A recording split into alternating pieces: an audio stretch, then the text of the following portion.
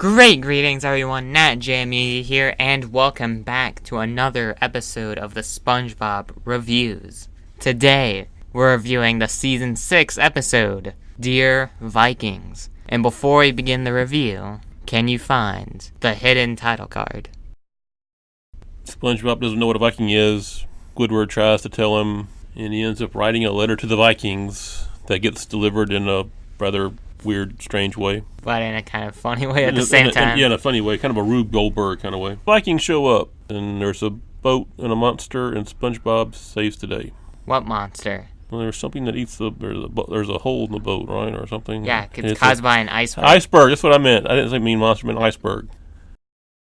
Which I don't really even know what that was in the episode. I mean, they're about to set up this duel between SpongeBob and Gordon, but then they just decide to add in this weird climax. Wouldn't a better climax been the actual duel? Well, SpongeBob can't pick up the axe, so why not just have him use his karate moves? A more exciting climax than a kind of rushed climax. Yeah. This episode kind of has the same issue as the previous episode we reviewed, Club SpongeBob, where the episode ends without the conflict actually being resolved. It just kind of ends. Yeah, this is one of those episodes where they have a cool setup, and there's just really no payoff. This is one of those episodes that's mostly dialogue humor, and for the most part, it's actually pretty funny.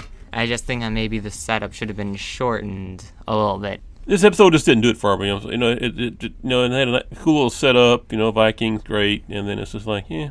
I don't have a whole lot to say about it. One thing that people complain about with this episode is that SpongeBob doesn't know what a Viking is, even though he wears a Viking hat in the intro. And there was Leif Erikson Day and Bubble Buddy. Now, for all the people who complain about that, SpongeBob just doesn't have continuity at all. Yeah, it doesn't make that much sense. Because there are episodes where Squidward goes to work at the Krusty Krab and SpongeBob doesn't on those days. Yeah. It makes no sense. I mean, if people can say that The Lost Mattress had a good plot, even though Mr. Krabs doesn't sleep on a mattress, I mean, yeah, The Lost Mattress has a better plot than this episode does, but it's still not necessarily continuity correct. But that's a good episode, though. Yeah.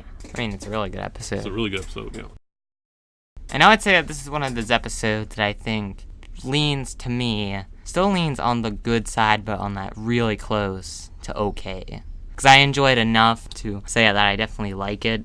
If the plot was finished and there was the duel between SpongeBob and Gordon and the episode actually had a more climactic and satisfying ending, I would have said that this episode would have been a few miles better. It would have been closer to great. So it sounds like you're giving it like a really low 3. Really low 3. Yeah. And I'm going to give it a really high 2. Maybe this one should have been 22 minutes. So that way they could have had a bit more. Yeah, this could have been really good. They could have had a bit more of the conversation and the dialogue jokes and had a longer climax. Yeah. And would have made the episode a bit exciting. Because animation-wise, too, this episode isn't really that exciting. Just kind of characters standing around. I mean, the dialogue itself makes up for it. But it's not a very interesting episode visually. But I definitely still think, even regardless of its flaws, I still enjoy it. But it definitely is a flawed episode. Just not one that's really that bad. I think we agree. Our scores are different. That's all. Yeah. So let us know what your thoughts on the episode was in the comment section below. And did you find the hidden title card? And do you like ice cream?